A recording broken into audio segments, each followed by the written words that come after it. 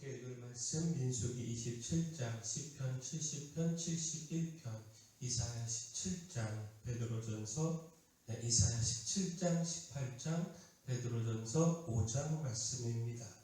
자, 함께 나눌 주제는 마지막까지입니다. 그 믿음의 삶에서 중요한 것은 잘 시작하는 것만이 아니고 마지막까지 어떻게 살아가느냐.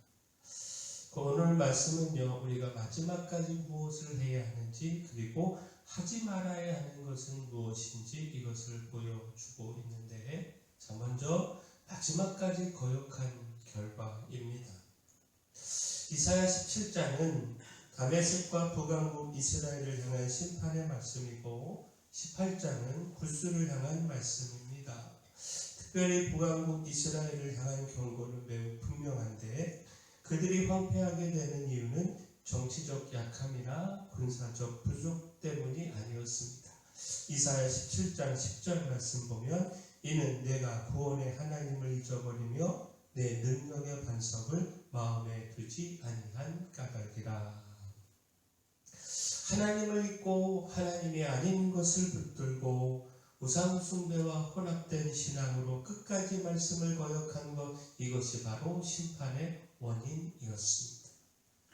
하나님은 그들에게 여러 번 돌아오라 말씀하셨습니다. 선지자들을 보내셨고 경고하셨고 돌이킬 기회를 주셨습니다. 그러나 백성은 끝까지 마음을 돌이키지 않았습니다. 구원의 하나님을 잊어버리고 능력의 반석을 마음에 두지 않은 채 다른 것을 심고 다른 것을 붙들었습니다. 자, 그 결과 마지막까지 말씀을 거역한 결과 결국 심판으로 끝났습니다. 자, 이 말씀은요, 하나님을 잊어버리는 것이 단지 믿음이 약해지는 문제가 아니라 멸망으로 이어질 수 있는 중대한 일이라는 사실을 보여줍니다. 자, 결국 무엇입니까? 우리의 삶에 가장 두려운 것은 약해지는 것이 아니고요, 하나님을 잊어버리는 겁니다. 그러므로 늦기 전에 돌이키기를 소원합니다. 하나님을 마음에 두고 하나님의 말씀을 가볍게 여기지 않고 끝까지 순종하는 우리 모두가 되기를 소원합니다. 자, 그렇다면 그 돌이킴은 어떤 모습이어야 하는가?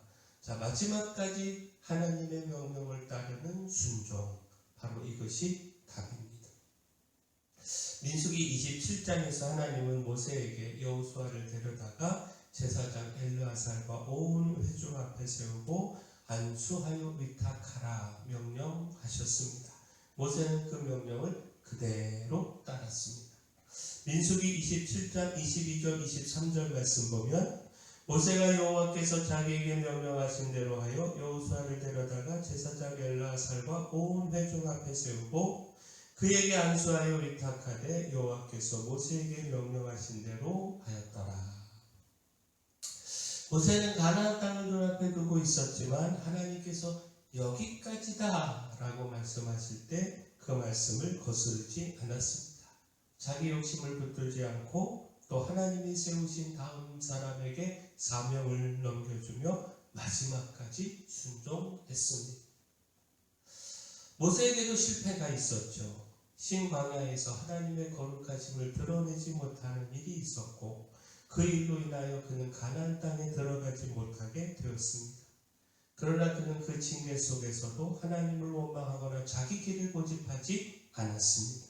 하나님께 묻고 하나님께서 말씀하시는 대로 백성을 이끌었고 마지막에는 그 맡았던 자리까지 내어 놓았습니다. 자, 이것이 참된 충성입니다. 끝까지 일하는 것만이 충성이 아니라 끝까지 하나님의 말씀에 복종하는 것이 순종입니다. 충성입니다. 자, 결국 무엇입니까? 우리의 삶에서 아름다운 마무리는요, 끝까지 내 뜻을 이루는 데 있지 않고요, 끝까지 하나님의 명령을 따르는 데 있습니다. 우리가 지금까지 그 맡겨진 사명에 최선을 다하는 것은 물론이고요, 동시에 하나님이 여기까지다 라고 말씀하실 때 미련 없이 순종할 수 있어야 합니다. 하나님, 우리가 마지막까지 순종하며 충성하기를 소원합니다. 자, 따라서 또한 중요한 것이 마지막까지 믿음을 지키는 것입니다. 순종하며 살아가는 길에 반드시 공격이 따릅니다. 바로 그 자리에서도 믿음을 지키는 것, 이것이 너무도 중요하다라는 겁니다. 베드로전서 5장은요, 장로들과 젊은 자들 모두에게 겸손과 깨어있음과 믿음의 견고함을 권면합니다. 특별히 베드로는 근신하라 깨어라 라고 말하면서 대적마귀가 우는 사자같이 두루 다니며 삼킬 자를 찾는다 경고합니다. 그리고 믿음을 굳건하게 하여 그를 대적하라 권면합니다. 자, 이처럼 믿음의 길에는요, 공격이 있습니다. 고난이 있고 흔들림이 있고 무너지게 하려고 하는 시험이 있습니다. 그러나 성도는 그 자리에서 물러나지 않고 끝까지 믿음을 지켜야 합니다. 자, 베드로는 그 근거도, 우리가 끝까지 믿음을 지킬 수 있는, 지켜야 하는 그 근거도 분명히 말하는데, 베드로전서 5장 10절에 모든 은혜의 하나님 곧 그리스도 안에서 너희를 부르사 자기의 영원한 영광에 들어가게 하시니가 잠깐 고난을 당한 너희를 친히 온전하게 하시며 굳건하게 하시며 강하게 하시며 터를 견고하게 하시리라. 곧 우리의 힘만으로 끝까지 버티는 것이 아닙니다. 하나님께서 친히 붙드십니다. 잠깐의 고난은 있지만 그리스도 안에서 주어질 영원한 영광은 분명합니다. 그러므로 믿음의 사람은요, 환난과 그 현재의 고난만 보지 않습니다.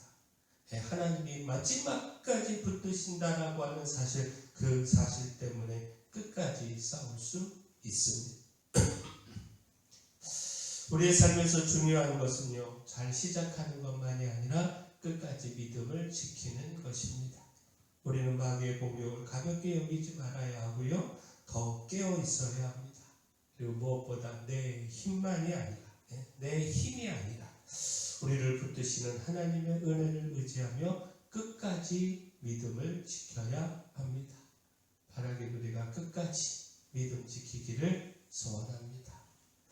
자, 또한 중요한 것, 마지막까지 교훈을 전파하는 것입니다. 그 믿음을 지키는 사람에게는 마지막까지 감당해야 하는 사명이 있습니다. 시편 70편은요, 대적들로 인한 고난 가운데 하나님의 도우심을 구하는 기도이고요, 시편 71편은 늙고 연약해진 때에도 하나님께서 자신을 버리지 마시고 끝까지 붙들어 달라라고 하는 간구입니다. 특별히 시편 71편에 보면 깊은 울림을 주는데, 시편 71편 17절 18절 말씀 보면, 하나님이여 나를 어려서부터 구원하셨으므로 내가 지금까지 주의 기이한 일들을 전하였나이다. 하나님이여 내가 늙어 백발이 될 때도 나를 버리지 마시며 내가 주의 힘을 후대에 전하고 주의 능력을 장래의 모든 사람에게 전하기까지 나를 버리지 마소서. 그는 건강과 도움을 구했지만 그 이유는요, 자기의 편안함 때문이 아니었습니다. 마지막까지 하나님의 그 능하신 일을 전하기 위해서. 이 고백은 믿음의 사람에게 늙음과 연약함이 무엇을 의미하는지 다시 생각하게 합니다. 나이가 들수록 사명이 끝나는 것이 아니라 더 분명해질 수 있습니다. 하나님이 주신 그 은혜와 귀한 일을 우리 자기 세대에만 간직하지 않고 후대에 전하는 일, 바로 이 일이 남아있기 때문입니다.